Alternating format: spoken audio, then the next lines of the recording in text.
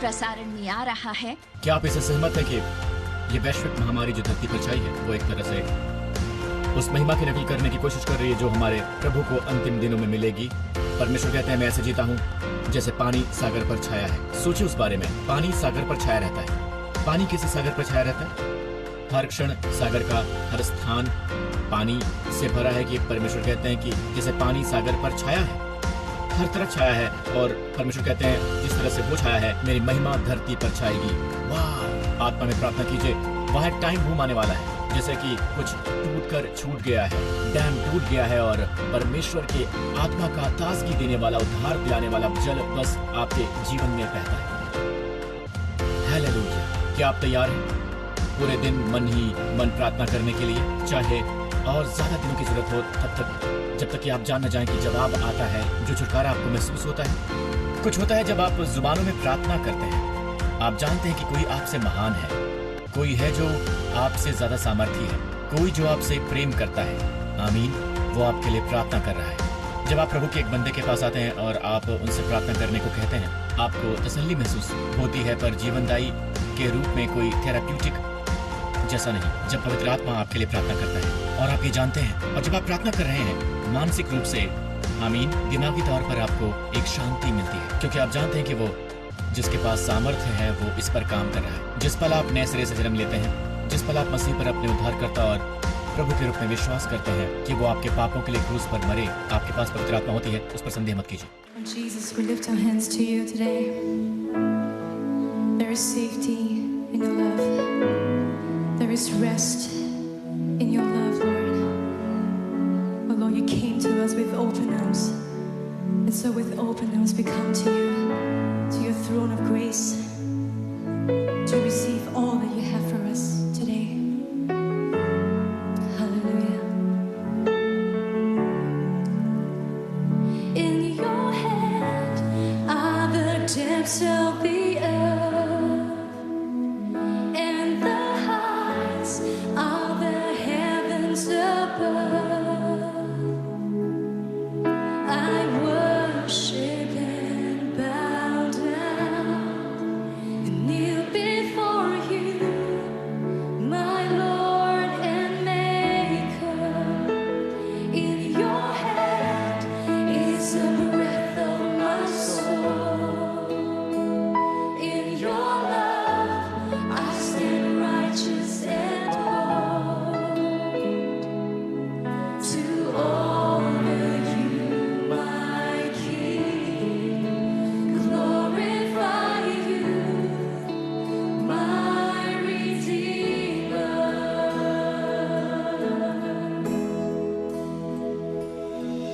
With open arms I stand in worship.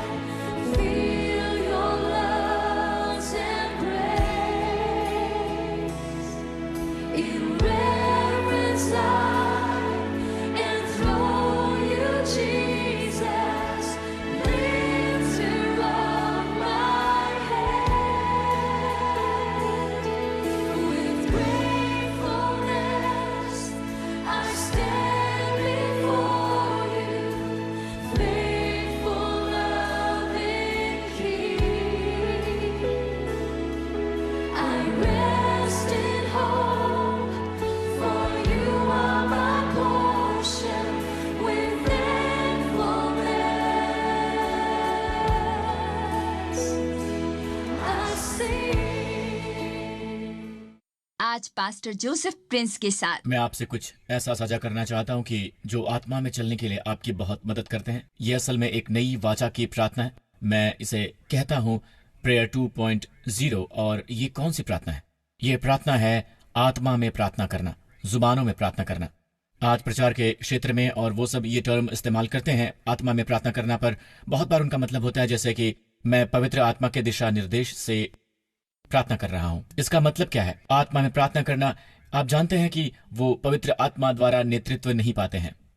जाहिर है जब बाइबल में लिखा है कि आत्मा में प्रार्थना करो तो इसका अनुवाद होना चाहिए, इसकी व्याख्या बाइबल में होनी चाहिए। और कुरिन्थियों 14 में लिखा है कि अगर मैं अन्य भाषा में प्रार्थना करूं तो मेरी आत्मा प्रार्थना करती है, परंतु मेरी बुद्धि काम नहीं देती। गौर करें, जब मैं अनजान भाषाओं में प्रार्थना करता हूं तो मेरी आत्मा आपका कौन सा भाग प्रार्थना करता है? मेरी आत्मा प्रार्थना करती है। आमीन। पर याद रखिए, आत्मा में ये प्रार्थना भाषाओं में प्रार्थना करना है, पर भाषाओं में प्रार्थना करना कुछ ऐसा है जो पुराने नियम में कभी नहीं दिया गया। जब ये व्यवस्था के अधीन थे तो ये कुछ ऐसा था जो उन्हें कभी नहीं दिया गया। कोई अन्य भाषाओं में प्रार्थना नहीं करता था, कोई भी नहीं करता था। ये इस युग के लिए विशेष था, ये नई वाचा के लिए विशेष था। अब आप खुद से ये पूछिए, ऐसा क्यों है कि ये प्रार्थना प्रेयर 2.0, ये प्रार्थना इतनी ज्यादा अनोखी क्यों है? और ये केवल अस्तित्व में आई पिंतकुस्त के दिन ही। जी हाँ, पिंतकुस्त के दिन ही। खैर, ये वो प्रार्थना है जो केवल आपकी आत्मा से निकल सकती है और ये प्रकट करती है कि पवित्र आत्मा आप में ही है। आमीन। ये प्रकट करती है कि अब आप अंदर से यीशु के लहू द्वारा इतने शुद्ध हो गए हैं कि पवित्र आत्मा ने आप में निवास किया है। क्या आप जानते हैं कि पुराने नियम के सभी भविष्यवक्ताओं के लिए और धर्मी राजाओं और वगैरह के लिए जब पवित्र आत्मा उन पर उतरा तो यही हुआ था।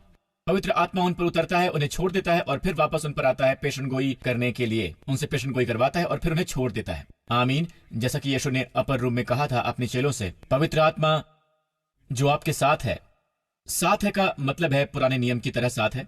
वो आप में होगा और वो हमेशा आपके साथ रहेगा, हमेशा। आमीन। आपके अंदर रहेगा। कब तक रहेगा? हमेशा। और उसके कारण हमारे पास है ये प्रार्थना की भाषा। और दोस्तों, हम इसे ग्रहण नहीं कर रहे हैं। हम इसे ग्रहण नहीं कर रहे हैं उनमें से एक तरीका जिसमें हम आत्मा में चलते हैं और हम पवित्र आत्मा द्वारा अगुवाई पाते हैं। आमीन। मेरे पास एक विषय है जिस पर कुछ साल पहले मैंने उपदेश दिया, कहलाती है प्रार्थना जो आपके शरीर की मरम्मत करती है। आमीन। ये ऐसा उपदेश है जिसकी आपको जरूरत है कि आप उसे हासिल करें। मैं इस शब्द एडिफाई की बात कर रहा हूं और कैसे वो शब्द हमें से बहुत उस वचन का गलत मतलब निकालते हैं। इसमें लिखा है जो अन्य भाषा में बातें करता है वो अपनी ही उन्नति करता है। फिर हम कहते हैं हमारा आत्मिक मानव उन्नति कर गया। ये एक गलती है। इसमें यह नहीं लिखा है कि जब आप भाषा में प्रार्थना करते हैं तो आपकी आत्मा प्रार्थना करती है, आपका आत्मिक मनुष्य प्रार्थना करता है। आमीन। पवित्र आत्मा के द्वारा। लेकिन लाभ जो है, जो उन्नति है, गौर करें, कोई भी जो अन्य भाषा में प्रार्थना करता है वो स्वयं की ही उन्नति करता है, स्वयं की, अपने संपूर्ण स्वयं की आत्मा, प्राण और यहां तक कि अपने मन की भी। उसकी भावनाएं और उसका शरीर प्रभाव डालता है आपकी अपनी भावनाओं पर। इसका आपके मन पर एक लाभकारी प्रभाव पड़ता है। इसका एक लाभकारी प्रभाव होता है चंगाई वाला असर, चंगाई का प्रभाव आपके शरीर पर। जब आप अन्य भाषाओं में प्रार्थना करते हैं तो आप स्वयं का निर्माण करते हैं एक मंदिर की तरह। और इस संदेश में मैं इसके बारे में ज्यादा बात करता हूं। कृपया इसे हासिल कीजिए अगर आप सुनना चाहते हैं उस प्रार्थना 2.0 के लाभों के बारे में, जहां ये आपके शरीर की मरम्मत करती है, पूरे शरीर की मरम्मत। और कलीसिया संपूर्ण रूप में उनमें से बहुत अन्य भाषाओं में प्रार्थना करने के पक्ष में बिल्कुल नहीं है। वो कहते हैं वो बीत चुका है। केवल एक जगह ये लिखा है कि जुबान बंद हो जाएगी और जब सर्वसिद्ध आएगा तो ज्ञान भी गायब हो जाएगा। हमेशा। क्या ज्ञान गायब हो गया? वही सांस, वही अधिकार। ये कहना कि प्रेरित पौलुस आत्मा द्वारा कहता है कि जब सर्वसिद्ध आएगा तो अधूरा मिट जाएगा हमेशा के लिए, है ना? ये बात करता है कि जुबानें बंद हो जाएंगी, ज्ञान, यहां तक कि ज्ञान भी गायब हो जाएगा। दोस्तों, क्या सर्वसिद्ध आ गया है? मैं आसपास देखता हूं और लगता है कि वो नहीं आया है, सर्वसिद्ध नहीं आया है। आमीन। आमीन। और अगर आप मुझे बताते हैं कि शुरुआती कलीसिया को आत्मा के सभी वरदानों की जरूरत होती है, जहां तक हमारा सवाल है ये कम हो गया है पतरस जब गया। और दोस्तों, आप कह रहे हैं हम बेहतर समयों में जी रहे हैं बजाय उनके। इसके विपरीत हम बदतर समय में जी रहे हैं। वो कलीसिया थी अपने बालपन में और उन्हें पवित्र आत्मा का सामर्थ्य चाहिए था। हाँ, फिर भी हम जिन समयों में रह रहे हैं हमें इसकी और भी जरूरत है और हम अंतिम दिनों में जी रहे हैं। और बाइबल में ये कहीं नहीं लिखा है कि ये सारे वरदान खत्म हो चुके हैं। पर ये भी जान लो, मिनिस्ट्रीज में, कलीसियाओं में, लोगों के जीवनों में जो अन्य भाषाओं में प्रार्थना नहीं करते हैं वो आत्मा में प्रार्थना नहीं करते हैं। आप चंगाई का प्रकटीकरण नहीं देते, भविष्यवाणियां, चिन्ह और अद्भुत कार्य। जब तक मैंने पवित्र आत्मा में बपतिस्मा नहीं लिया, मैं लोगों के जीवनों में चंगाई नहीं देखता जिनके लिए मैंने प्रार्थना की थी। मैं ये नहीं कहता कि वहां चंगाई नहीं होती, वहां चंगाई होती है, लेकिन बहुत ज्यादा नहीं होती है, बहुत कम होती है। पर जब लोग पवित्र आत्मा में बपतिस्मा पाते हैं तब ज्यादा चंगाई देखते हैं। आमीन। और मैं और ज्यादा देखना चाहता हूं। जब तक कि मैं अंतिम दिनों में विश्वास करता हूं कि हर मनुष्य इतना अधिक अनुग्रहित होगा, हर जुबान भविष्यवाणियां करेगा, हर मनुष्य सपने देखेगा। और जब मैं कहता हूं हर मनुष्य, तो मैं हवाला दे रहा हूं ज्यादातर आदमियों का। हालांकि संसार में बहुत कुछ होगा जो गंवा दिया जाएगा और शायद ऐसा होगा कि बहुत से लोग भटक भी जाएंगे और बहुत से लोग उद्धार भी पाएंगे। मैंने ऐसी भीड़ देखी स्वर्ग में जिसकी कोई गिनती नहीं कर सकता, यूहन्ना ने कहा। तो दोस्तों, मैं ये विश्वास कर रहा हूं कि एक भीड़ इन अंतिम दिनों में परमेश्वर के प्रति प्रतिक्रिया करेगी। आमीन। तो चलिए इसी वक्त हम चलते हैं यशायाह 59 पर। यशायाह 59 की ओर देखिए। तब पश्चिम की ओर लोग यहोवा का भय मानेंगे। मेरा मानना है कि ये शास्त्रांश हमारे समय की बात कर रहा है।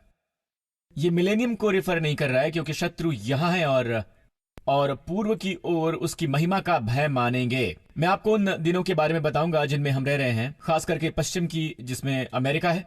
आमीन। और वो जो पश्चिम में है जिसमें साउथ अमेरिका भी शामिल है।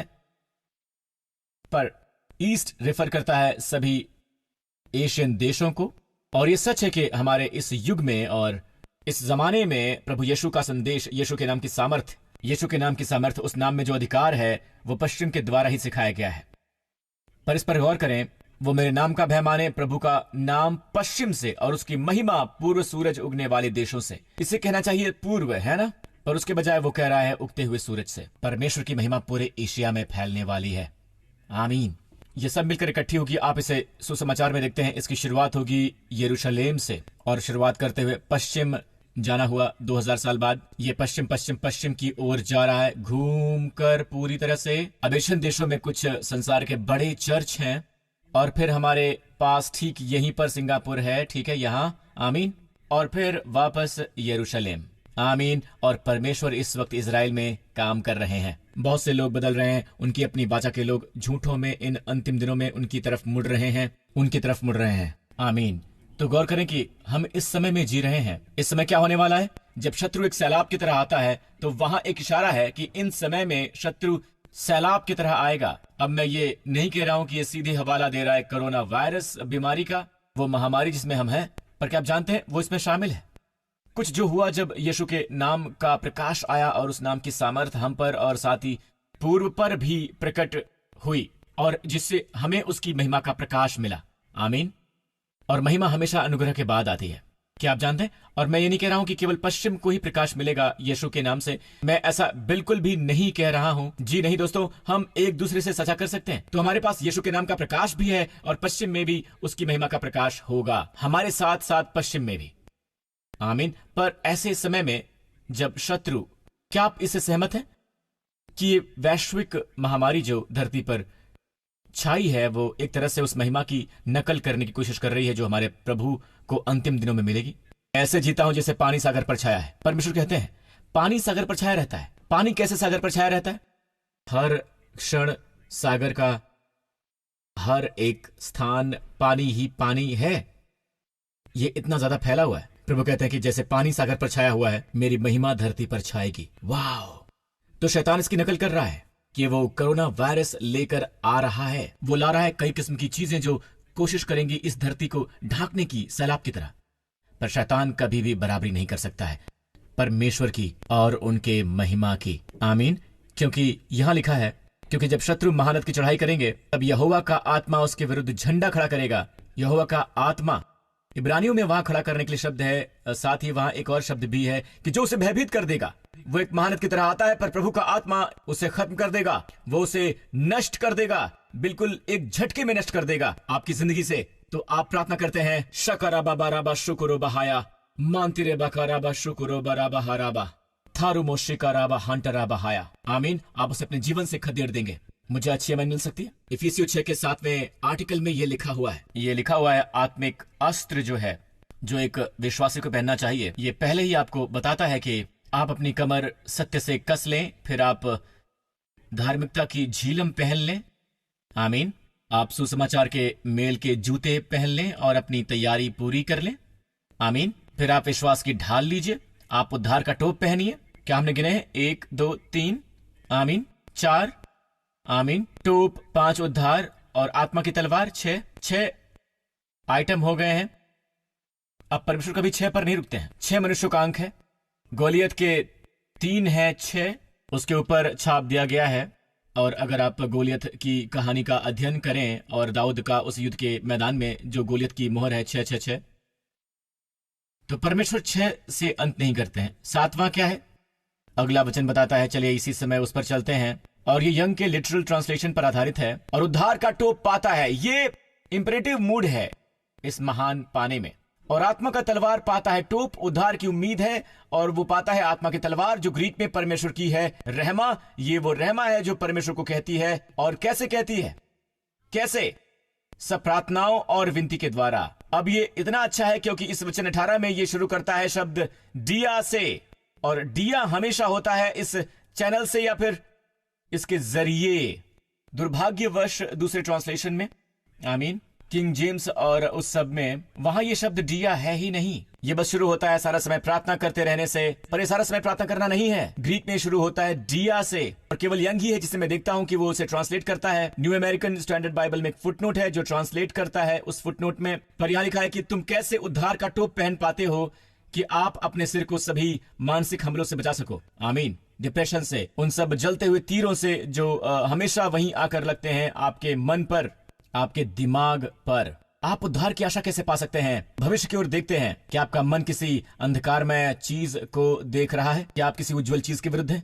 आशा, परमेश्वर की सकारात्मक अपेक्षा, टोप, आप उसे कैसे हासिल करते हैं? आप वो तलवार कैसे पाते हैं? उद्धार का टोप पाता है और आत्मा की तलवार पाती है, जो ये कहना है परमेश्वर द्वारा की परमेश्वर की रहमा प्राप्त करती है। आत्मा की तलवार जो परमेश्वर की ही रहमा है। कैसे? हर समय और हर प्रकार से आत्मा में प्रार्थना और विनती करते रहो। शब्द समय, यहां पर शब्द कैरोस, ग्रीक में दो मुख्य शब्द हैं। एक है क्रोनोस, जहां से निकला है चौकसी करना, मतलब कि टाइमिंग। क्रोनोस, क्रोनोलॉजिकल ऑर्डर, ये बस है समय। ऑलराइट, अपने शुद्ध अवस्था में समय। पर कैरोस, टाइम के लिए जो शब्द है, वो असल में है उचित अवसर। एक ग्रीक विद्वान इसे इस तरह से कहता है, अनुकूल अवसर। अनुकूल अवसर। तो हम हमेशा प्रार्थना करते हैं, हर प्रकार से आत्मा में प्रार्थना करते हैं और विनती करते हैं। मेरा मानना है कि ये एक अनुकूल मौसम लाएगा, एक अनुकूल मौसम महामारी के बीचों बीच। आमीन। जब आप आत्मा में प्रार्थना करते हैं, आप कभी भी बुरी परिस्थिति में नहीं होते हैं, हालांकि परिस्थितियां चाहे अंधकारमयी हो, पर जब आप अपने गिर्द आत्मा के साथ प्रार्थना करते हैं तो ये एक समझदारी भरा अनुकूल अवसर वाला मौसम होता है। तो आप उद्धार का टोप कैसे पाते हैं? आप परमेश्वर का रहमा कैसे पाते हैं? ये आत्मा का तलवार है। ये हर प्रकार से आत्मा में प्रार्थना करके पाते हैं। कई बार आप जानते हैं, अगर आपको प्रार्थना चाहिए एक चीज के बारे में, भाषाओं में बात करना और वो सब, मैं आपको बता रहा हूं कि ये चर्च आपको आशीष देगा। अगर आप ये जान लें कि कई बार आप प्रार्थना नहीं करना चाहते हैं, डॉक्टर ने आपको एक बुरा प्रेग्नोसिस दिया है वगैरह वगैरह, शायद इसका संबंध आपके लिवर से है। ऑलराइट, आप कहें कि पवित्र आत्मा, मुझे नहीं पता है कि कैसे प्रार्थना करनी है, मैं अपने हाथ आप पर रखता हूं, प्रार्थना और वो सब, पर पवित्र आत्मा, आप जानते हैं प्रार्थना कैसे करनी है। मत भूलिए, रोमियो 8 हमें बताता है, इसी रीति से आत्मा भी हमारी दुर्बलता में सहायता करता है। और ये शब्द दुर्बलता वही शब्द है जो रोग के लिए इस्तेमाल किया गया है, जिसे सुसमाचारों में यीशु ने चंगा किया। आमीन। तो यहां लिखा है हमारे लिए प्रार्थना करके, वो हमारे लिए मध्यस्थता करता है। तो हम कहते हैं कि प्रभु, मुझे नहीं पता कि मैं अपने दिल के लिए कैसे प्रार्थना कर सकता हूं, अपने ब्लड प्रेशर के लिए क्या प्रार्थना कर सकता हूं, पर आप कर सकते हैं। और प्रभु, मुझ में अब जो पवित्र आत्मा है, मेरे हृदय के लिए प्रार्थना करें, मेरे लिवर के लिए प्रार्थना करें, आपके जीवन के किसी क्षेत्र में प्रार्थना करें, किसी भी क्षेत्र के लिए। आमीन। और फिर आप ऐसा कहिए, प्रभु सब ठीक करेंगे, अपनी सांस के नीचे दबी आवाज में। इसका मतलब ये नहीं कि आप अपने काम को बंद कर देंगे। इसलिए अनुग्रह को समझने की बहुत आवश्यकता है, क्योंकि प्रार्थना पर सभी शिक्षाएं, कई बार ये आइडिया आपको आता है। ये तब की बात है जब मैं बड़ा हो रहा था, एक चर्च में, किशोरावस्था के समय मैं चर्च में बढ़ रहा था। चर्च हमेशा ये इंप्रेशन देता है, ये एक जगह एक लोकेशन में होती है और ये बढ़िया है, ये काम करता है, बहुत अच्छी बात है। पर कुछ लोग हैं जो काम कर रहे हैं, कुछ लोग हैं जो व्यस्त हैं, कुछ माएँ हैं जिन्हें अपने बच्चों का ख्याल रखना है, उन्हें उनके होमवर्क करवाने होते हैं और उनके काम करने की जिम्मेदारियां भी होती हैं, कई सारी चीजें होती हैं। आमीन। पूरे दिन व्यस्त रहते हैं। तो परमेश्वर ने एक डिजाइन की है प्रार्थना की, जिसे आप कर सकते हैं अपने व्यस्त समयों में भी। अब मैं कुछ ऐसा कहूंगा जिससे आप शायद खुश ना हो। अगर आप टीवी देख रहे हो, मुझे पता है टीवी कुछ लोगों के लिए नफरत का बायस होता है, लेकिन अगर आप टीवी देख रहे हैं, ऑलराइट, आप आत्मा में प्रार्थना कर सकते हैं। आप फुटबॉल गेम देखते हैं, आप आत्मा में प्रार्थना कर सकते हैं। प्रभु, मैं अपने फेफड़ों के लिए प्रार्थना कर रहा हूं, और डॉक्टर ने इसके बारे में कुछ कहा है, कुछ गंभीर बात कही है, लेकिन प्रभु वो जानते हैं कि आपको कैसे प्रार्थना करना है उसकी चंगाई के लिए। पवित्र आत्मा जानता है उसके मुकम्मल चंगाई के लिए क्या प्रार्थना करनी है। ठीक है, पवित्र आत्मा को सब पता है। ठीक है, और आपको बस प्रार्थना करना है, आपको दिल से प्रार्थना करना है। शायद ये एक दिन हो, शायद ये 2 दिन हो, शायद ये एक तरह का आत्मिक हमला भी हो सकता है। पहले दिन जब आप ऐसा कर रहे हो, आमीन। पर मैं आपको ये बताता हूँ, जब आप धैर्य रखते हैं, आत्मा में प्रार्थना करते रहिए, पूरे सब्र के साथ धीरज रखिए और आत्मा में प्रार्थना करते रहिए। एक समय आएगा जब होगा बूम, ये ऐसा जैसे कुछ टूट के आजाद हो गया है, डैम टूट गया है। आपकी आत्मा का ताजगी देने वाला, उद्धार दिलाने वाला जल बस आपके जीवन में बह रहा है और वो बस बहता ही चला जा रहा है। Hallelujah, hallelujah. प्रभु, मुझे नहीं पता कैसे प्रार्थना करूं अपने बेटे के लिए, अपनी बेटी के लिए। नहीं पता उन्हें क्या परेशान कर रहा है, पर आप जानते हैं। पवित्र आत्मा, प्रार्थना कीजिए, मेरे जरिए आप उनके लिए प्रार्थना कीजिए। क्या आप तैयार हैं पूरे दिन दबी आवाज में प्रार्थना करने के लिए, चाहे और दिनों की जरूरत हो, जब तक कि आप नहीं जानते कि जवाब आता है और आप वो रिहाई महसूस करते हैं? आमीन। कुछ होता है जब आप भाषाओं में प्रार्थना करते हैं। आप जानते हैं कोई जो आपसे महान है, कोई जो आपसे ज्यादा सामर्थी है, कोई जो आपसे ज्यादा प्रेम करता है। आमीन। वो आपके लिए प्रार्थना कर रहा है। जब आप किसी परमेश्वर के बंदे के पास जाते हैं और आप उसे प्रार्थना करने को कहते हैं, पर इतना चंगाई देने वाला कोई और जीवन देने वाला नहीं होता है।